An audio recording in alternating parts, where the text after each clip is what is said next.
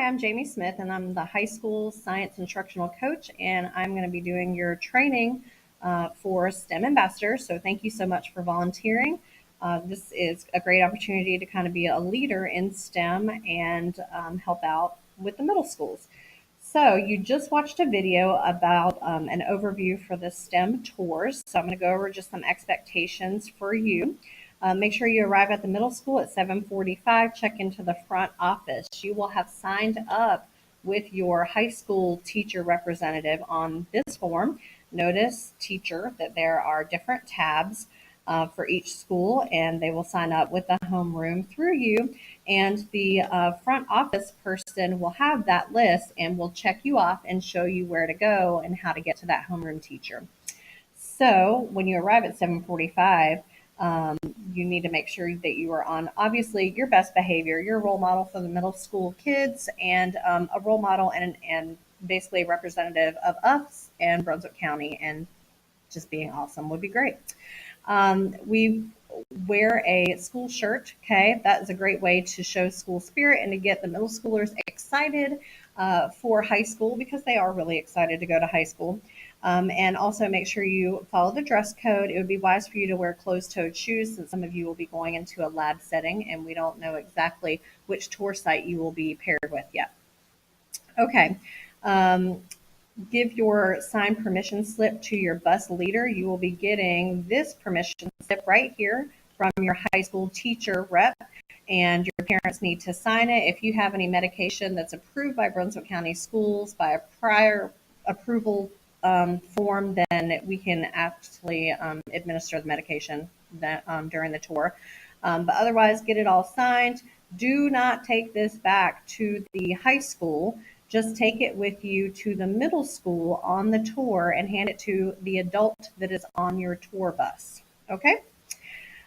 So make sure that you think of and bring with you relevant questions to the tour. And even though you're not sure where you're going yet, you could be thinking of some questions such as how did you get into this career? What college did you go to? What classes did you take?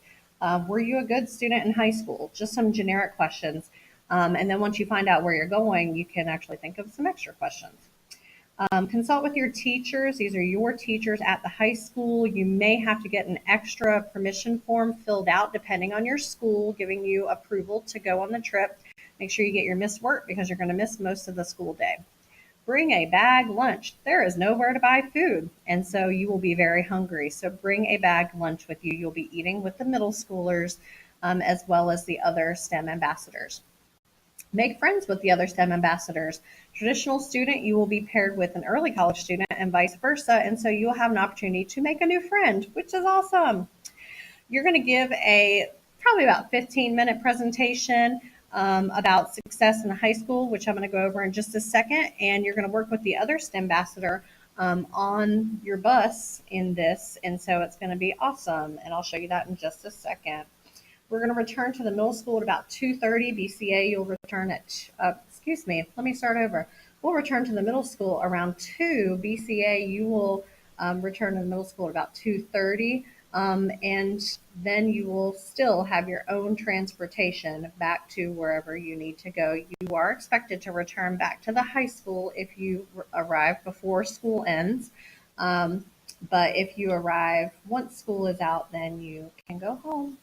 Okay, I'm going to show you your presentation. So the middle school teachers will have a copy of this ready to go once you arrive in the morning. We have got some details and some overview information that would be great for middle school students to know. So notice that there are some notes down here that you guys can look over as well. And notice that it says which student should go over the slide or discuss it. And so it's kind of like separated between traditional and the early college student. So that way you know what to talk about. So both of you have to stand at the front of the room and give the presentation together. Okay? All right, so let's start at the beginning. How to be successful in high school. You talk about being a STEM ambassador, maybe why you're a STEM ambassador, maybe some STEM things that you've done before, extreme STEM or STEM tours or things like that. Graduation requirements, just give them a little bit of information. You need 3 sciences, 4 maths, 4 Englishes, kinds of thing. They're going to have a counselor that's going to go through this with them, but just know or let them know that there are graduation requirements. All right, graduation project, maybe a little bit of information on that since they don't really know a lot about it and you guys haven't really started that process yet, probably. But there's a research paper, product, oral presentation, all that information is good to give them a heads up that they'll need to do that before they graduate. EOC requirements, they will be required to take and pass the class of Math 1, Biology 1, and English 2. And so EOC is a little bit different than they're used to because they take EOG in middle school. So give them a heads up about those. Grading scale, they've been on this grading scale for a little while, but it doesn't hurt to remind them that we're on the 10-point scale. Standard versus honors versus AP. There's not really honors or AP courses at the middle school, so a little information about this, maybe information about what is a GPA and why is it important, because it determines your future basically with college and things like that. But maybe go over that honors classes get half a point more on a weighted scale and AP courses get a full point on a weighted scale, and that at the end of an AP course, you can get college credit if you pass the AP exam with a 3, 4, or 5, depending on the college that you apply to. So that is some good info for them. Also, on that same note, we have the Career and College Promise.